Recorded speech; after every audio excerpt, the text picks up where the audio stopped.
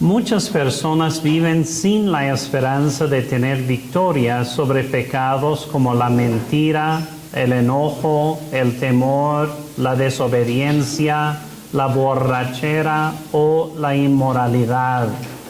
Algunas personas han cometido algún pecado repetidamente y aunque intentan vencerlo, fracasan vez tras vez.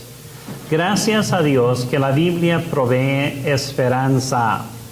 Favor de leer Romanos capítulo 6, versículos 6 y 7 para nosotros.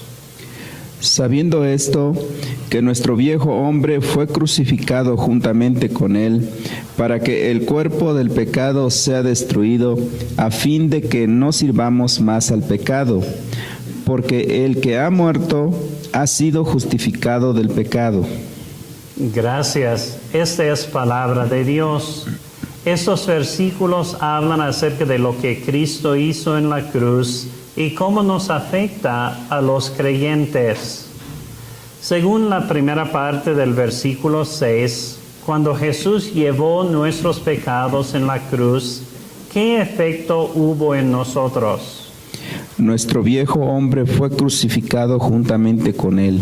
Sí, es como si estuviéramos en la cruz junto con Jesús. Los creyentes no sufrirán el castigo del pecado porque Dios cargó todo el pecado en Jesús.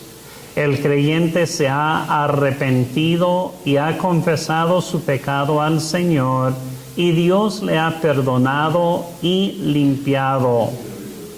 Según la segunda parte del versículo 6, cuando el creyente fue crucificado juntamente con Jesús, ¿qué dice acerca del cuerpo del pecado? Para que el cuerpo del pecado sea destruido. Sí, la palabra destruido significa que el pecado ya no tiene poder sobre el creyente. Hay esperanza porque Dios da libertad de la esclavitud al pecado. Por otro lado, no hay esperanza bíblica cuando no se trata con el pecado como pecado que lo es. Algunos piensan que el pecado no es tan serio o tratan al pecado de una manera muy superficial. Otros ponen excusas y tratan de ocultar su pecado. Algunos dan otros nombres a lo que la Biblia llama pecado y buscan otras soluciones. Para tratar bíblicamente con el pecado, la única respuesta es admitir que es pecado, arrepentirse y confesar el pecado a Dios. Según la última parte del versículo 6, cuando Jesús llevó todos nuestros pecados en la cruz, ¿qué efecto hubo en nosotros? A fin de que no sirvamos más al pecado. Correcto. Es un cambio radical, porque el no creyente es esclavo al pecado, pero el creyente nunca tiene que servir al pecado. El creyente ha muerto al pecado. Según la última parte del versículo 7, ¿qué sucedió en la vida del creyente a través de la muerte de Jesús? Ha sido justificado del pecado. Sí, esto significa que cada uno que cree y recibe a Jesucristo ha sido libertado o liberado del castigo y del poder del pecado.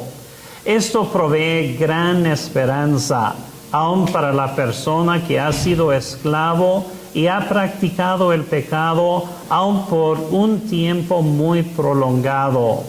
Al convertirse en creyente, él ya no es esclavo al pecado y él puede dejarlo inmediatamente. Es cierto que pueden persistir los fuertes deseos de cometer el pecado de nuevo, pero el creyente puede ser un vencedor en el poder del Espíritu Santo. Veamos más acerca de la libertad del pecado. favor de leer Romanos capítulo 6, versículo 18 para nosotros. Y libertados del pecado, venisteis a ser siervo de la justicia. Gracias. Cuando eres libertado de la esclavitud del pecado, tienes verdadera libertad. ¿Qué significa libertad? Eres libre para cumplir el propósito por el cual Dios te ha creado, amar y servir a Dios y a tu prójimo. ¿Das gracias a Dios que eres libre de la esclavitud al pecado para que puedas servir a Dios? Termino esa reflexión orando en silencio por ti.